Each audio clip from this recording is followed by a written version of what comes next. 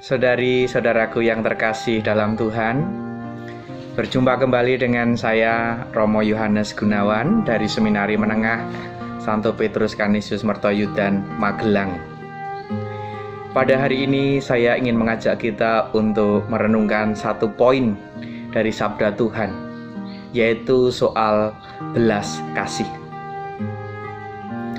Belas kasih menjadi pesan utama dari sabda Tuhan hari ini, di mana dalam Injil Tuhan Yesus menunjukkan belas kasih-Nya kepada orang yang bisu dan kerasukan setan. Tuhan Yesus mengusir setan dari orang itu dan menyembuhkan.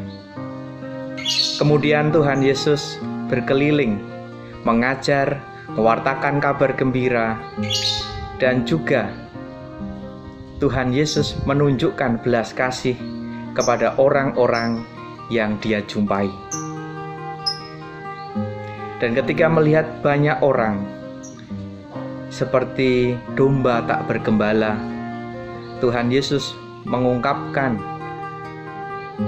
kepada para murid bahwa tuan memang banyak, tetapi pekerjanya sedikit. Karena itu mintalah kepada Tuhan yang empunya tuan, supaya memberikan pekerja-pekerja untuk tuan itu.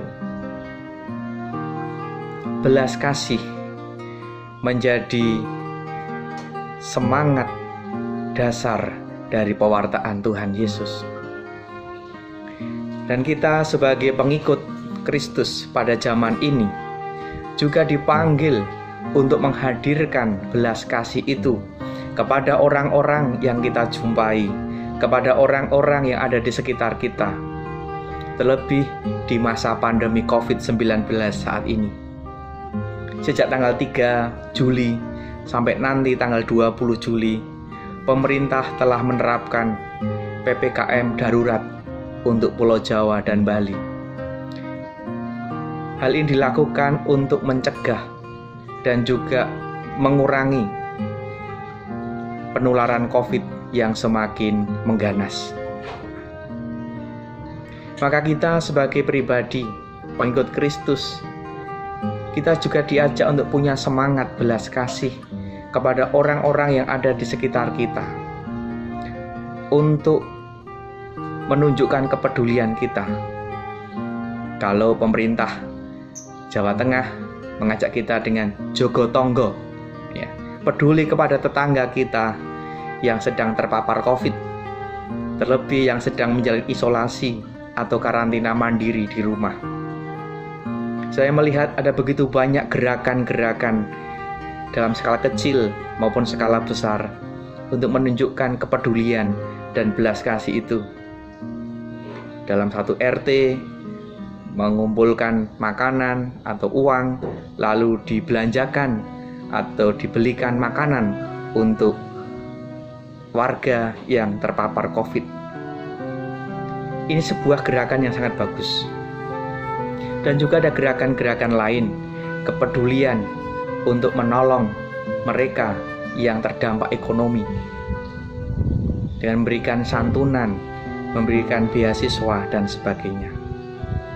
Bahkan di Seminari Menengah Mertoyudan, saya melihat ada gerak roh yang sangat bagus, di mana ketika para staf menawarkan gerakan untuk menjaga pola hidup sehat dengan memakai masker, dan juga mengajak untuk peduli pada pendidikan seminari, animo dan juga tanggapan umat luar biasa. Para romo, para suster, bruder, para umat begitu antusias membagikan informasi gerakan ini, dan akhirnya begitu banyak umat yang kemudian pesan masker, lalu juga berdonasi untuk seminari. Bahkan saya melihat ada data yang menarik. Ada satu keluarga yang mengatakan atau WA kepada saya, "Romo, saya tidak butuh masker, saya ingin berdonasi saja. Karena ada cucu saya, jumlahnya 7, maka kami akan membantu pembiayaan 7 seminaris Romo setiap bulan mulai Juli ini. Luar biasa ini ya, Roh Kudus berkarya. Dan juga ada umat yang mengatakan, dah Romo, kami transfer saja untuk donasi seminari, tidak usah dikirimi masker. Ada yang 100.000, ada yang 200.000, ada yang 500.000, ada yang 1 juta, ada yang 2.500.000, ada yang 5 juta, ada yang 10 juta, bahkan ada yang 30 juta berdonasi untuk membantu pendidikan calon imam di seminari. Bahkan ada satu keluarga yang berdonasi 53 juta. Bagi saya ini sebuah gerakan Roh Kudus, karya Roh yang sungguh-sungguh menggerakkan banyak orang untuk menunjukkan belas kasih satu sama lain, menghadirkan wajah Allah yang penuh belas kasih, Allah yang peduli di tengah pandemi ini. Karena jujur ya, saudara-saudariku, di masa pandemi ini pemasukan seminari sangat menurun drastis.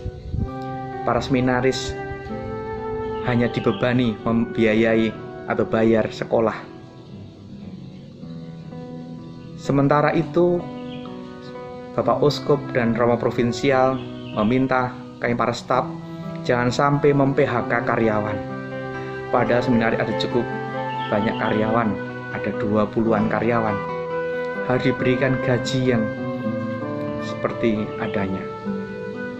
Maka saya mengajak kita semua untuk bersyukur atas gerakan ini, karena Allah sungguh-sungguh hadir berkarya di dalam diri kita di masa pandemi ini. Dengan caranya yang khas, dengan caranya yang istimewa, Allah hadir. Melalui siapa? Melalui panjenengan semua. Anda satu demi satu, baik secara pribadi, kelompok lingkungan, kelompok kategorial, maupun keluarga. Maka mari kita syukuri bahwa gerakan seperti ini tumbuh subur di tengah kita, di tengah pandemi ini.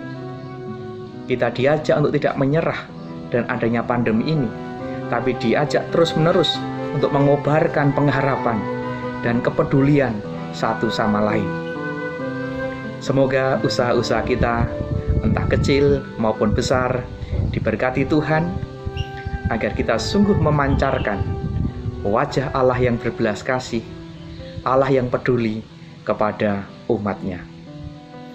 Tuhan Yesus memberkati dan Bunda Maria merestui. Berkah dalam.